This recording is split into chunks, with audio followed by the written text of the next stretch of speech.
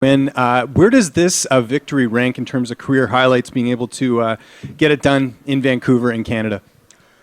I believe that's the highlight of my career so far. You know, to be able to perform like that in front of Canadian fans, I can't. And I mean, with my fiance in my corner, I can't think of, anything better until I get that championship belt.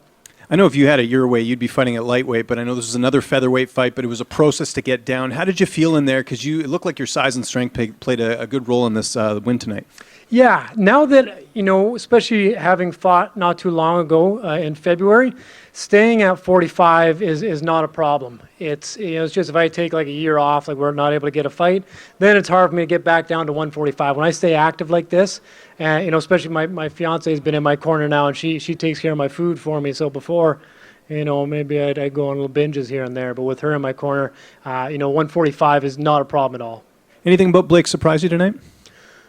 No, he did everything I thought he was going to do. Good power, standing. I was expecting the kicks. I was expecting the power. I was expecting the shots. In the clinch, he was strong. Just looking at him, I expected him to be strong, but I knew I could kind of go muscle for muscle with him. I'm pretty strong myself, so it was everything I thought it would be.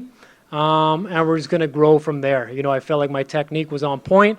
Now we're just going to continue to build the output and then start sprinkling in a little bit more power.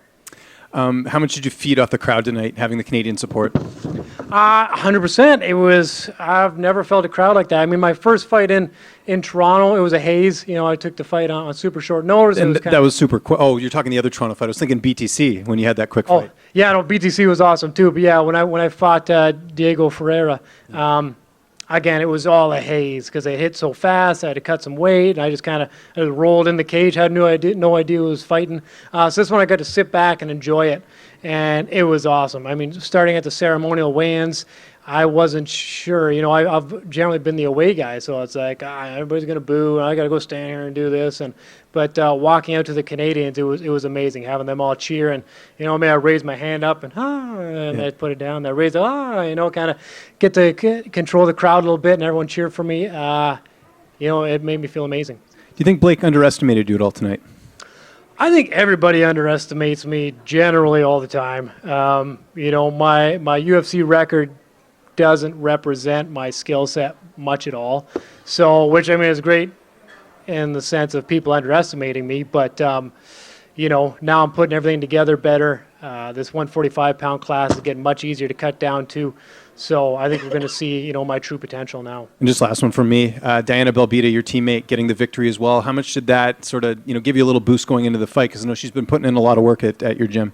Yeah, absolutely. I mean, seeing her in the training room every day. And seeing her go out there and then seeing her in some of those positions in the fight, and I'm like, I know what she's going to do because I know what she does in training, and then she did it perfectly. So it's one thing to train with someone and then see them go into a fight and then they don't do anything they do in the training room. Deanna was able to go and take everything she's learned in the training room and use it in the fight, and it worked well. So that was awesome to watch, and I'm like, that's what I'm going to do. I'm going to stay calm. I'm going to work my jab. I'm going to work my leg kicks and move around. And then, I was able to stay super disciplined. And our gym is 2-0 so far, and we got Mike Malott going up soon. We'll be 3-0. Kyle Funray, I know you said nothing Blake did really surprised you in there, but I guess what was going through your head when the broadcast seemed you were up 2-0 going into the third round, and he's kind of still playing to the crowd, kind of dancing around in there. So I know you front kicked him at one point. So, but what's going in your head? You're losing this fight and you're still kind of doing this in front of me. I think it was a little bit, I wouldn't say desperation, but he's trying to do something different. Nothing else was working. He couldn't take me down. He wasn't going to, outstrike me. So if he could coax me into brawl with him, which I would have loved to do, but I'm already up. I'm winning with this jab and the kicks and stuff. So I'm like, I love to stand and bang, put something on for this Canadian crowd. But I knew he had power, and I knew if I stood and banged, it would make it a little more 50-50. So I just had to stay confident and stay reserved and keep playing that game. But I loved it. I wanted to, get into it a little bit too and get the crowd going a little bit more about like, stay calm, Kyle, don't get too crazy. Were you expecting that from him in there? Because like there's some fighters like when you fight Kevin Holland, that's going to happen in there. But were you expecting like Blake to do that? Yeah, I mean, just everything I've seen from him all fight week, he likes to get hyped up. I mean, even when we're in the back, he walked out before me, but like all we could hear for like 20 minutes before that was him screaming in his corner and screaming, and let's go, and getting hyped up and stuff. And yeah, I'm like, awesome, that's great. He's going to come in with lots of energy, and we're gonna stand in there and swing. And so, but I knew he'd be bringing some of that into the octagon as well. Kyle, right here. You touched on a little about House of Champions, and there's also Niagara Top Team down in Southern Ontario as well. Do you see kind of a bit of a movement now in Southern Ontario? Do you feel that that's kind of coming on at this point? Yeah, absolutely. Even, kind of like Central Ontario, Muskoka Martial Arts there, my gym. But yeah, I mean, House of Champions and Niagara Top Team, we're close. We're 20, 30 minutes away.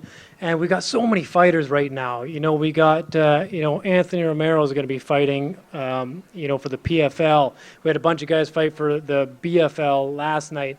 Guys fighting for BTC in Ontario. There's just so many pro guys, and now that we're all able to get together and build off each other, and I mean, like Josh Hill, a bunch of guys in Bellator, Dennis Purick over in One. I mean, we got guys in every single big organization, and we get to train together. So we're really, I think, becoming a powerhouse in MMA.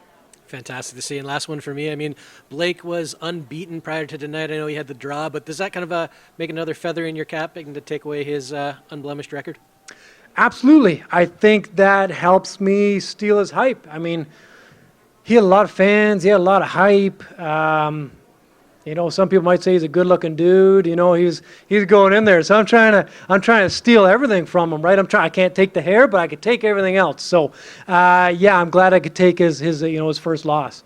You got him in the beard department. Oh, 100%.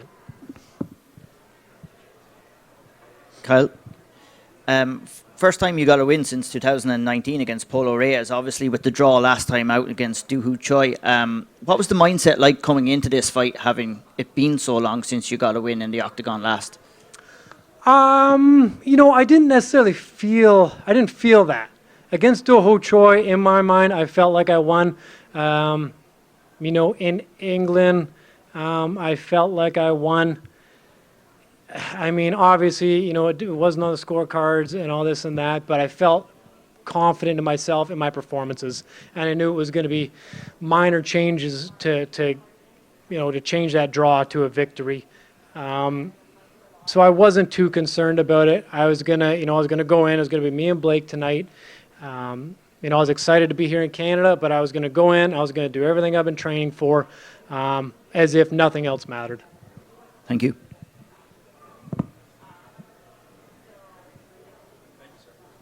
All right, thank you, everybody.